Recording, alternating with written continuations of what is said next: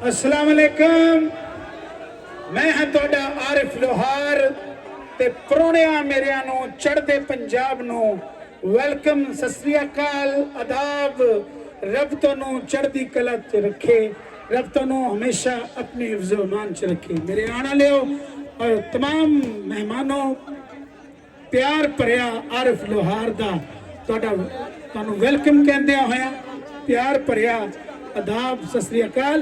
और नाल नाल जिहड़े इत्थों दे मेरे पंजाब दे सूरमे हो सारियां नू सरोते हो सारियां नू वेलकम कहंदे आरिफ लोहार। और खास तौर पे जनाबे इज्जतमाब गवर्नर साहब का तह दिल दे नाल शुक्रगुजार हाँ। खास तौर पे पलाक दे इस इवेंट वास्ते जिस वर्कर दा और जिस शख्सियत की मैं समझना खिदमत है, उन्होंने बहुत बहुत शुक्रिया। बहुत प्यारा प्रोग्राम सजाया, बहुत बहुत मेहरबानी। तुहाडा आरिफ लोहार आया वाह है।